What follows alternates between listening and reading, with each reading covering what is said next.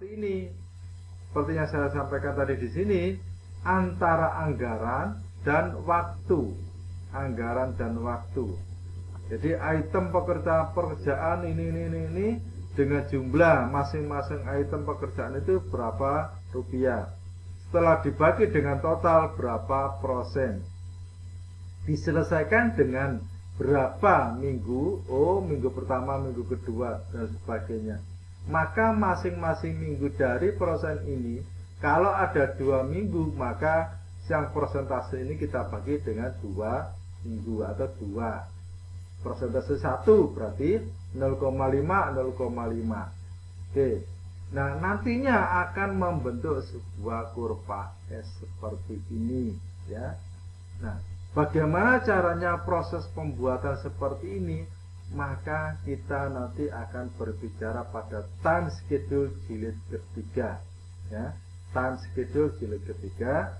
Semoga dalam pelaksanaan, ya, kita bisa mengerti dulu caranya, mengerti caranya dulu, ya. Tidak harus seperti ini, tapi caranya dulu. Dah. Oke, terima kasih.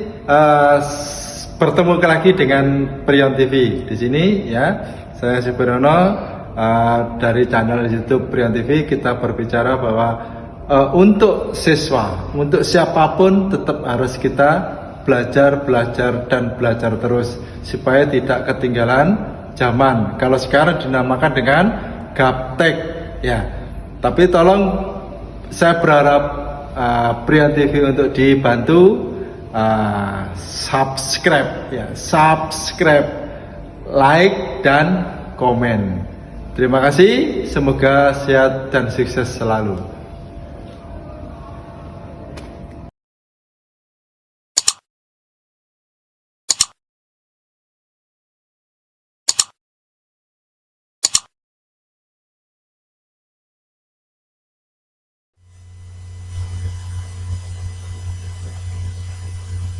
Oke, sampai jumpa lagi, ya. Kita berbicara masalah time schedule, ya. Berjumpa lagi dengan saya Supriyono di Prion TV. Kita berbicara masalah time schedule jilid kedua. Time schedule jilid kedua ini kita berbicara masalah bar chart dan kurva S. Jenis dari time schedule ada 2, bar chart dan kurva S, ya. Oke. Nah, dalam pelaksanaan, ya, yang disebut dengan bar chart adalah definisi yang biasa dikenal kalangan proyek, ya, adalah suatu diagram batang untuk mengetahui target penyelesaian dari masing-masing item pekerjaan dalam suatu pelaksanaan proyek. Oke, ya. Yang dimaksud dengan diagram batang itu seperti ini. Bisa blok item 1, 2, 3, 4, 5, 6, 7 dan sebagainya. Bulan 1, bulan 2, bulan 3, minggu pertama, kedua, ketiga, dan 4. Ini bisa blok seperti ini, atau kita memakai gambar yang ada di sini, ya. Gambar yang ada di sini. Nah, biasa mungkin seperti ini. Boleh, ya. Boleh memakai itu, ya, atau boleh memakai blok-blokan seperti ini. Asal saja dalam pelaksanaan, ya. Misalnya ini diletakkan di sini, misal. Ya. Nah, oke. Asal saja kita mengerti item pekerjaan yang kita kerjakan itu sampai kapan. Jelas, ya? Item pekerjaan itu sampai kapan. Kemudian, ya, setelah selesai bar chart, selesai dengan diagram batang, maka kita berbicara tentang kurva S. Adalah tentang bobot proyek. Bobot proyek yang dikerjakan juga bisa digunakan untuk melihat progres sampai di mana pekerjaan itu dikerjakan, sampai di mana pekerjaan itu dikerjakan. Nah, dalam pelaksanaan, ya, progres di kurva S ini akan terlihat prosentasinya. Oh, kita sudah bisa menyelesaikan berapa persen.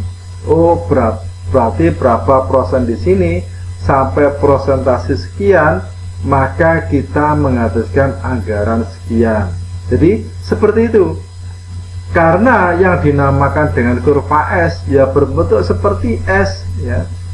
Seperti S. Di sini ada perbandingan antara anggaran dan waktu. Anggaran dan waktu. Oke. Jadi dalam pelaksanaan waktunya seberapa sampai di mana, maka anggaran itu di situ. Sebesar itu yang telah kita habiskan. Oke. Nah, lanjutannya seperti ini. Seperti yang saya sampaikan tadi di sini, antara anggaran dan waktu. Anggaran dan waktu. Jadi item pekerjaan ini dengan jumlah masing-masing item pekerjaan itu berapa rupiah. Setelah dibagi dengan total berapa persen. Diselesaikan dengan berapa minggu, oh minggu pertama, minggu kedua, dan sebagainya. Maka masing-masing minggu dari persen ini, kalau ada 2 minggu, maka yang persentase ini kita bagi dengan 2 minggu atau 2. Persentase 1 berarti 0,5, 0,5. Oke. Nah, nantinya akan membentuk sebuah kurva S seperti ini, ya. Nah, bagaimana caranya proses pembuatan seperti ini? Maka kita nanti akan berbicara pada time schedule jilid ketiga, ya. Time schedule jilid ketiga. Semoga dalam pelaksanaan ya kita bisa mengerti dulu caranya, mengerti caranya dulu, ya. Tidak harus seperti ini, tapi caranya dulu. Apa sih maksudnya dengan bar chart? Apa sih maksudnya dengan diagram batang?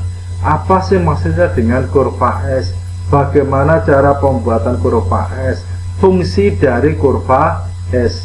Oke, seperti itu. Jadi kita mengerti dulu. Nantinya dalam pelaksanaan kita akan dengan otomatis bisa melaksanakan dan bisa membuat kurva S kalau kita berada pada proyek atau kita berkecimpung pada kegiatan proyek. Oke.